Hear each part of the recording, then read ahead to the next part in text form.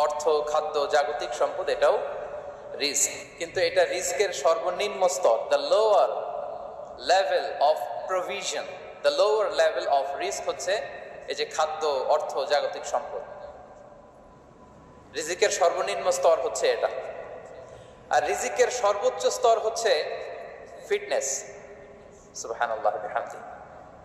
আমরা অনেকে এটাকে নেগলেক্ট করি, গুরুত্ব দেই না, কিন্তু এটাই রিজিকের সর্বোচ্চ স্তর, ফিটনেস। আপনি ফিট থাকা, অর্থাৎ ফিজিক্যাল অ্যান্ড মেন্টাল ফিটনেস, শারীরিক এবং মানসিক সুস্থতা, এটা রিজিকের সবচাইতে উচ্চতম স্তর, the higher stage of risk provision sustenance. Fitness, সুস্বাস্থ্য, শারীরিক এবং মানসিক সুস্থতা। কারণ আমাদের স্বাস্থ্য যদি ভালো না থাকে, ফিজিক্যালি মেন্টালি যদি আমরা ফিট না হই, পৃথিবীর সব নেয়ামত আমার পায়ের সামনে হাজির করলেও আমি কিছুই উপভোগ করতে পারবো না। এজন্য এইটা সবচাইতে বড় রিস্ক। এবং রাসূলুল্লাহ সাল্লাল্লাহু আলাইহি ওয়াসাল্লাম তিনি বলেছেন যে নি'মাতান মাগবুনুন ফীহিমা কাসীরুম মিনান নাস, আস-সিহহাতু ওয়াল ফারাগ।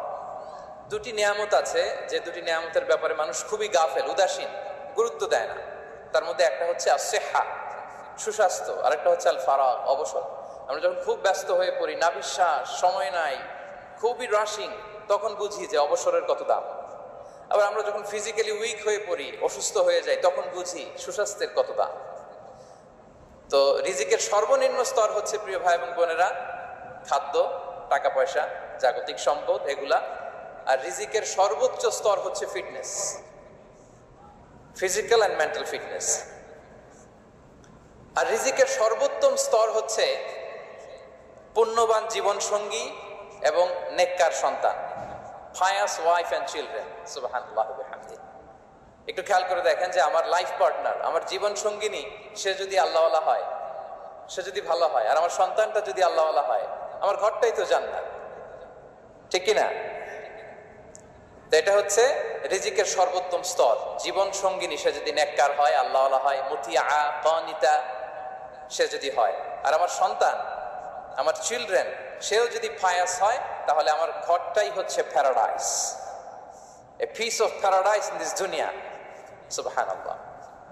আমরা আম্মাজান খাদিজাতুল কুবরা আত-তাহিরা রাদিয়াল্লাহু তাআলা আনহা, ওনার কথা জানি যে বিষ্ণু ঈসা ইসলামের স্ত্রী আমাদের আম্মাজান রাসূলুল্লাহ সাল্লাল্লাহু আলাইহি ওয়াসাল্লামকে বড্ড ভালোবাসতেন, আগলে রাখতেন সব সময়, মেন্টালি সাপোর্ট দিতেন, ফিনান্সিয়ালিও সাপোর্ট দিতেন।